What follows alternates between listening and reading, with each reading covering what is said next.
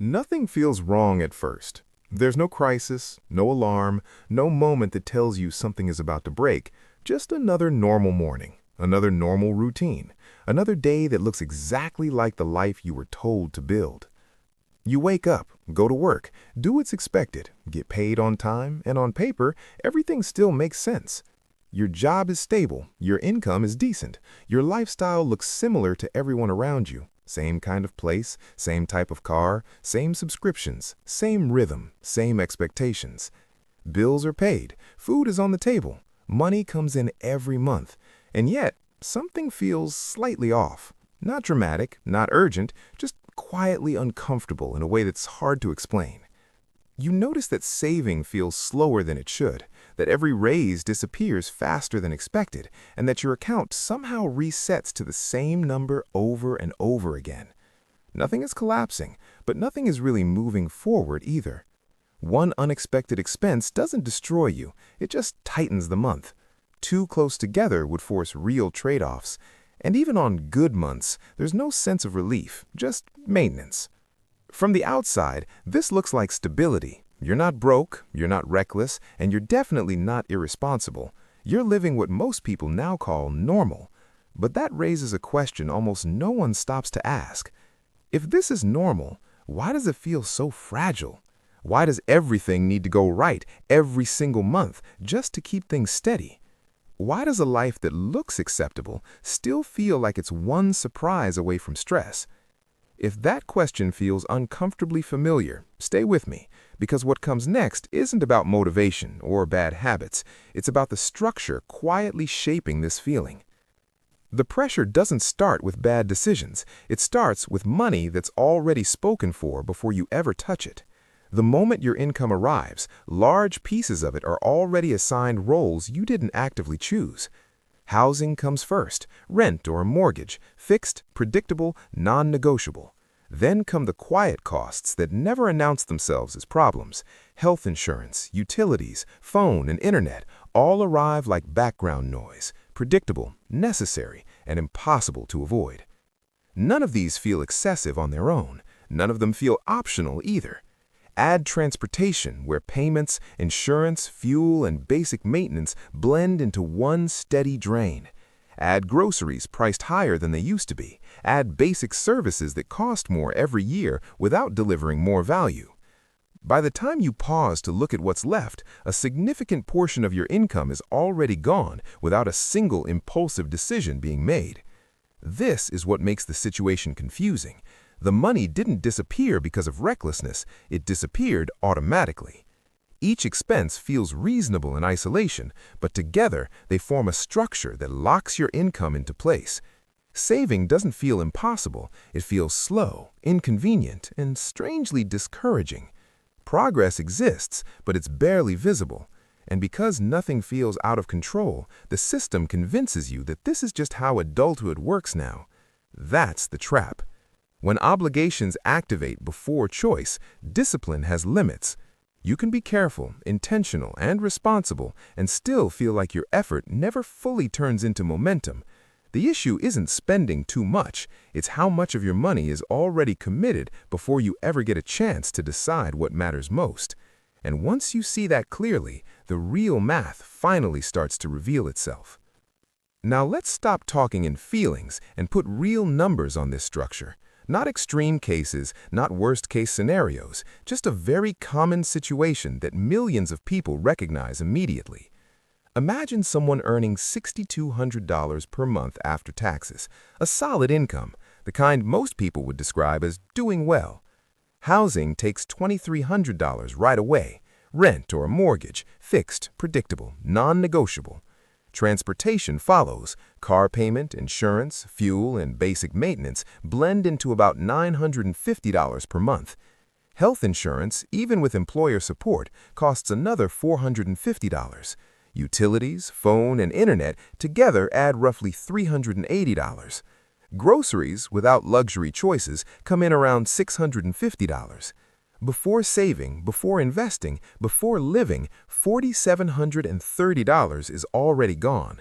What's left is $1,470. From that remainder, you're expected to save, handle emergencies, cover clothing, medical copays, repairs, and still have some kind of social life. If you manage to save $300 per month, you're doing better than most people in this position. That's $3,600 per year. None of this looks reckless. Every number feels reasonable. Every expense feels justified. And yet, there's no margin. The math only works if nothing goes wrong. No surprise repair, no income disruption, no sudden increase in costs. This is how people with good salaries end up feeling permanently tight. Not because they're bad with money, but because their income is already committed before choices even begin. The danger isn't visible in a single month. It shows up over time, quietly limiting how far ahead you can think. And this is where the story splits. Because with the same income, a different structure produces a completely different outcome. Now change just one thing, not the income, not the effort, not the discipline. Lower fixed costs by $900 per month through structural choices, not sacrifices. Housing drops by $250, a slightly smaller place, a different location, fewer extras locked into the payment. Transportation drops by $650, a reliable older car instead of financing new, lower insurance, lower depreciation, fewer surprise costs. The income stays exactly the same, but now instead of $1,470 left each month, there's $2,370. Saving $300 per month becomes saving $1,200. At $300 over 10 years, that number becomes $36,000. At $1,200 over the same period, that number becomes $144,000 before any investment growth amplifies the gap even further. Same job, same hours, same intelligence. The difference isn't motivation, it's margin. With margin, small problems stay small. Without it, every surprise carries weight. This is why one person can absorb setbacks calmly, while another feels constantly exposed, even with the same paycheck. Fixed costs don't just decide how much you spend, they decide how much risk you can tolerate, how far ahead you can plan, and how quickly you recover when life inevitably interferes. None of this appears in approval screens, salary comparisons, or budgeting apps, but over time, it quietly determines who builds options and who lives permanently constrained. And once you see this contrast clearly, it becomes impossible to unsee it. What most people never connect to these numbers isn't money, it's energy. When fixed costs consume most of your income, your brain never fully rests, even in months where nothing goes wrong. There's always a background calculation running quietly. If something breaks, can I handle it without stress? If a bill comes early, what has to wait? If an unexpected expense shows up, where does the money come from? Nothing feels urgent, but everything feels heavy. Not panic, not chaos, just constant alertness. Over time, that pressure becomes normal, so normal that people stop recognizing it as stress and start calling it responsibility, adulthood, or just how life is now. But it changes behavior in subtle ways. You hesitate before negotiating at work. You delay career moves that could pay off long term. You avoid risks that might improve your situation. Not because you lack ambition, but because your margin is gone. Two people can earn the same income, live in the same city, and work just as hard, yet one feels calm about the future, while the other feels exposed, even when everything is technically fine. This is why money problems rarely feel like money problems. They feel like exhaustion, like hesitation, like always needing things to go right. And the most dangerous part is this. Because nothing has collapsed, the system convinces you that this is normal, that everyone lives this way, and that the pressure is simply the price of being responsible. At some point, a quiet realization starts to form. You look at your routine and think, I'm not reckless, I'm not irresponsible, and I'm not bad with money. You work, you plan, you try to be careful, and yet it still feels tight in a way that never fully goes away. Not dramatic, not chaotic, just permanently constrained. That's when it clicks. The problem isn't your discipline, it's your structure. Your income arrives already committed, before choices, before priorities, before life has room to happen. Once you see that clearly, something shifts internally. You stop blaming yourself for not feeling ahead, You stop comparing your progress to people with completely different cost structures. You realize you've been playing a harder version of the same game without noticing. This is usually the moment people pause the video, not because they're bored, but because it feels uncomfortably accurate. If this perspective is landing for you right now, you're not alone. A lot of people watching are recognizing the same pattern at the exact same moment. And if this kind of breakdown helps you see your finances with clarity instead of guilt, subscribe. Not because this channel promises shortcuts, but because understanding these hidden mechanics changes how you make decisions for years. Earning more doesn't automatically fix this. Budgeting harder doesn't either. Real change starts when you understand what is quietly pulling you backward every single month. This is where most people make a mistake that feels reasonable at first. They assume the solution must be small, because the problem never looks dramatic. So they cancel one subscription, eat out a little less, delay a purchase, promise themselves to be more careful next month. And for a moment, it feels like they're finally doing something right. But nothing really changes. The pressure stays, the tight feeling returns, and the sense of being stuck quietly settles back in. Not because those actions are wrong, but because they were never aimed at the real problem.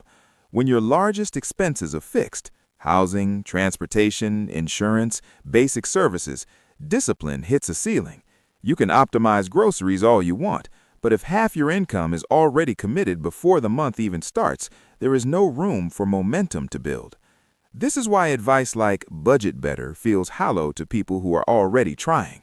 They're not ignoring the math, they're trapped inside it. The structure absorbs every effort before it has time to compound. And the trap is subtle.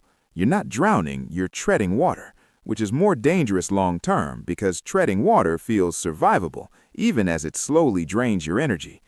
Years pass, raises arrive, life upgrades slightly, but the structure stays the same. The gap between effort and outcome never closes, and over time that creates something worse than stress: resignation.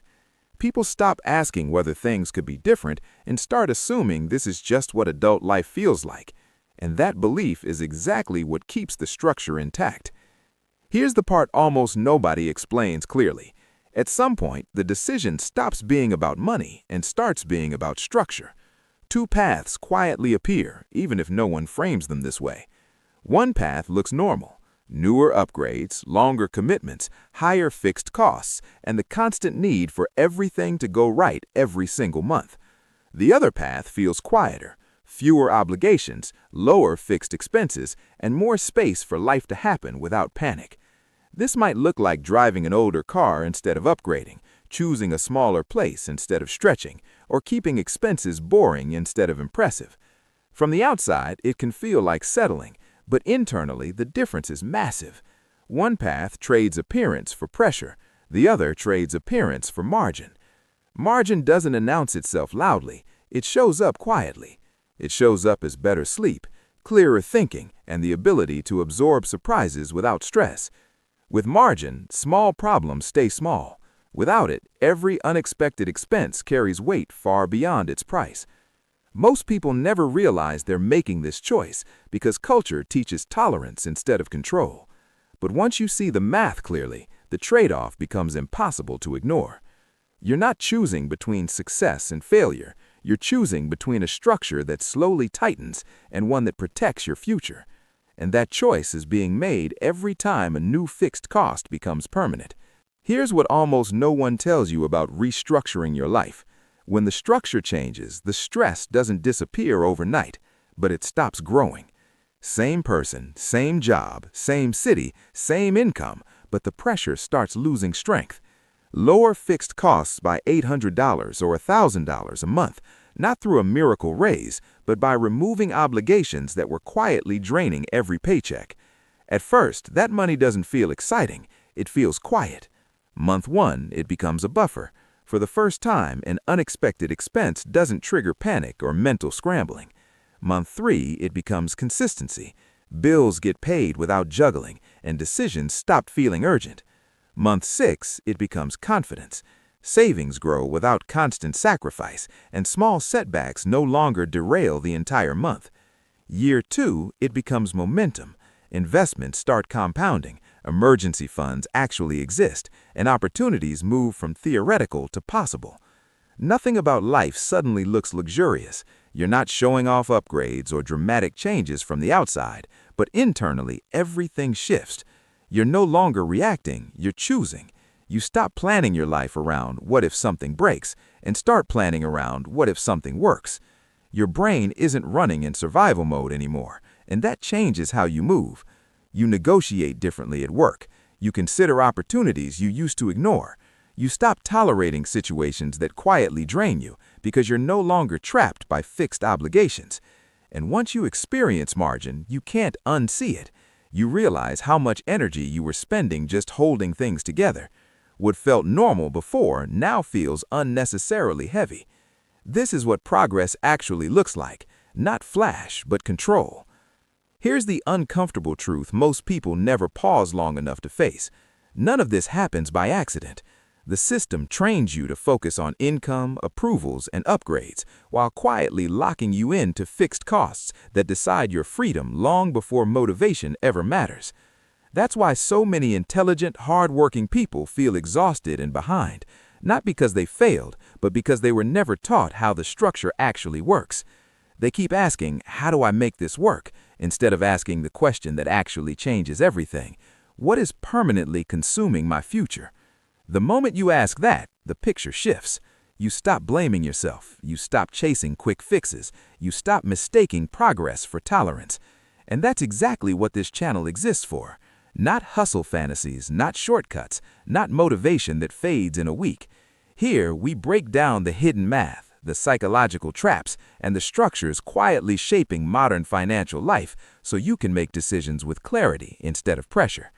In the next video, we're going to break down how to identify your biggest fixed cost traps, what actually matters to change first, and how to rebuild margin without feeling like you're going backwards. Not theory, not inspiration, the system.